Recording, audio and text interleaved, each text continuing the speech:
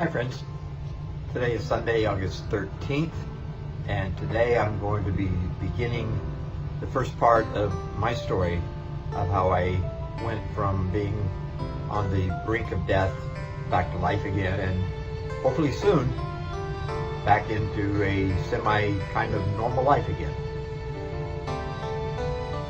Now, before I started recording this video, I'm in my hospital room by myself, and I did get some help getting out of the bed and into the wheelchair, but I can mostly do that under my own strength now, and I just need the moral support basically, just in case something happens, somebody to be there in case I start to fall, which I didn't. I transferred pretty well from the bed to the walker to the chair, and I've been rolling around the room since then, and I even stopped before I ever made this video because I needed to shave.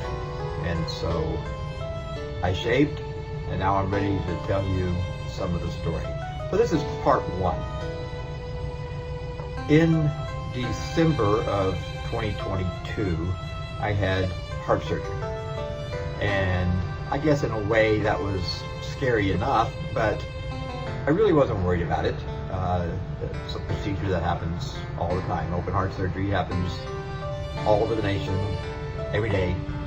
And as my heart surgeon told me, all over the nation it's a 99% success rate, and so on and so forth.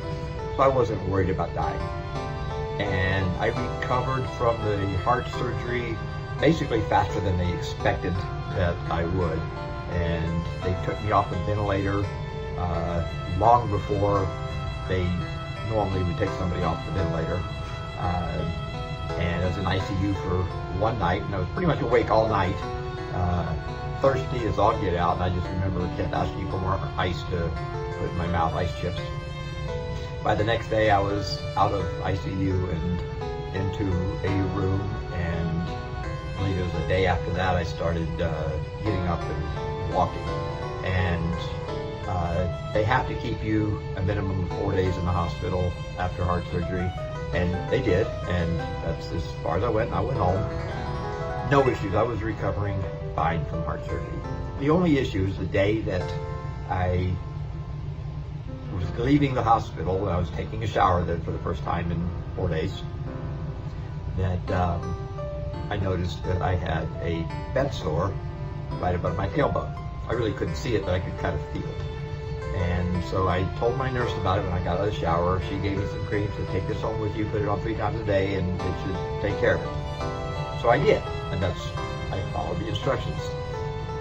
Problem was, it didn't take care of it. The problem was that wound got infected with a thing called necrotizing fasciitis or something like that, which is a very aggressive, fast-eating flesh bacteria.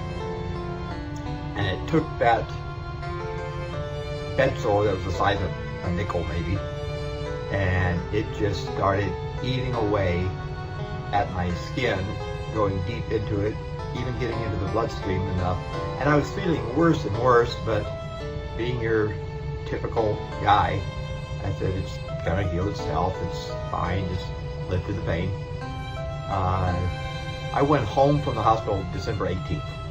I was staying with my brother because he didn't want me to stay at my house by myself right after having heart surgery. You know, what if I fell or something like that? And I totally get that and understood and agreed with that, and I was staying in his garage apartment.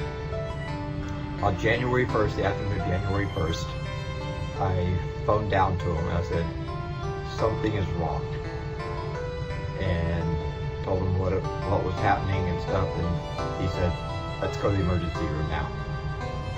So we did. We loaded up into his truck and went to the emergency room, and they decided then there wasn't anything they could do and that I needed to go to the hospital. So we did. We drove then a little bit farther, went to the hospital. By the time they got me in to look at me, it was, you're not going home. You're staying here, and we've got to do surgery tonight. And by the time they called the surgeon and the anesthesiologist and all that, because this was January 1st, the hospital was empty, running on bare minimum, but they had their surgeon on call. And he came in late January 1st night and talked to me. And by that time, I'm starting to be out of it a little bit.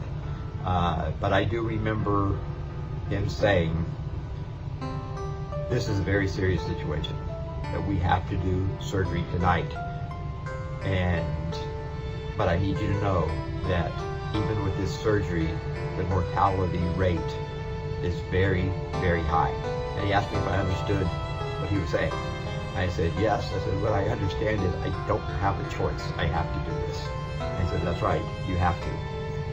And so then began the whole prep ready to go into basically emergency surgery. We skipped the whole pre-op room and took me straight into the OR.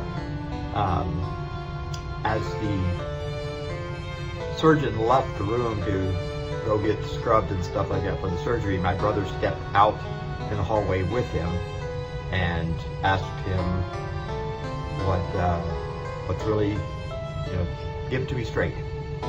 And the doctor, very in a straightforward but very nice way, I really did like this doctor, and my brother thought the world of him as well. He said that there was not a real good chance that I was going to make it out alive. That it's very serious. He said, but if we don't have surgery now, there's no way he will not make it through the night. He will die tonight. And then he explained that there will be a couple of surgeries that will have to happen. And there'll be one right now, and then one I think it was the next day. And so at that time, I went into surgery. And that's the last thing I remember for a long time. Because coming out of that surgery, they kept me sedated until I had the next surgery the next day. And when I had the next surgery then, I went into a coma for the next 17 days. And during those 17 days, I was fighting for my life. And I'll go into that part and what happened, talking about it from what happened on the outside, and either next time or the time after, I'll talk about what happened, what was going on inside of me, in my head, during the coma. But really interesting story, and it really shows how wonderful our medical field is in some capacities. I'm disillusioned in other capacities, but it also just shows the power of God and how He spared my life when there's no reason I should have lived. We'll go into more of that next time.